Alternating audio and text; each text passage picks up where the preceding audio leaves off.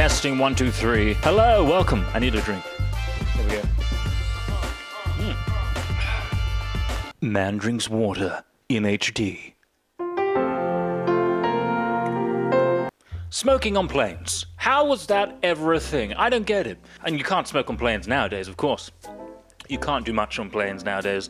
And you go through security as well. And there's like a box of all sort of discarded items like, well, shampoo bottles, Swiss Army knives. It's like, that is a lot of Swiss Army knives. I wonder if on the return I could just sort of ask if I could have some of those. But airport security is of course now upped in security. I mean, you've got body scanners now. I don't know what they're seeing in those machines. And quite frankly, no one should see me undressed. I don't know what they see. Do they see a naked body or do they see just bones? Either way, it's an invasion of privacy. I once got stopped at airport security because I was carrying a medium format camera. At university I studied photography among video. So in my bag I had this medium format camera and it came up on the x-ray machine and this man said, "Is this your bag?" I said yes.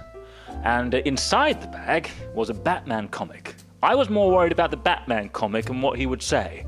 So he picked it up and he went, I was like, I was gonna say it was like for my little brother. But he turned to me and just went, "Bit of light reading?"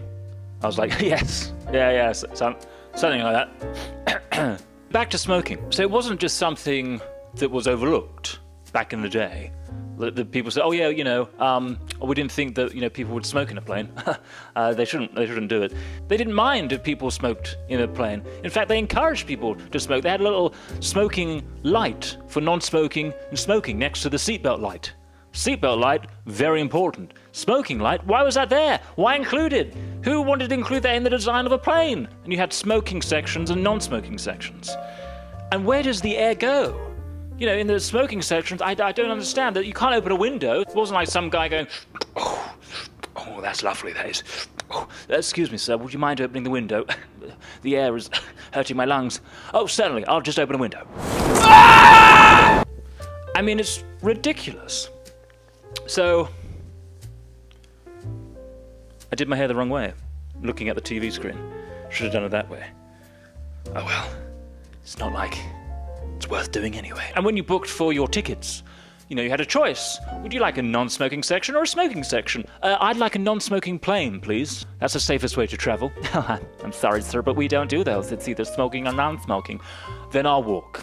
Of course, speaking of dangers on a plane, turbulence. That scares me. Even the slightest bit of turbulence, I'm like, oh my God, God please save me. I don't consider myself to be a highly religious person, but when there is turbulence, I pray to God, because the only alternative is thinking of death. And admittedly, I was watching Friends at the time, and to some people, that has the same effect. When turbulence happens, you immediately look at the cabin crew, because they're your gauge. They are experienced in flying more than you are, and you look at their faces straight away to see what they can tell you.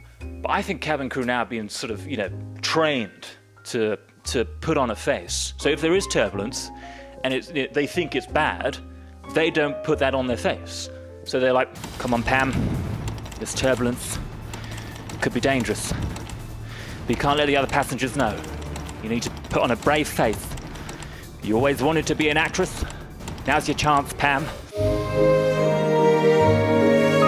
She's content. We're all going to be okay.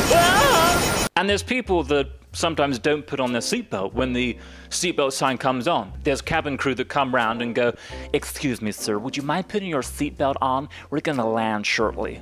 And they're like, "Oh, okay. Yeah.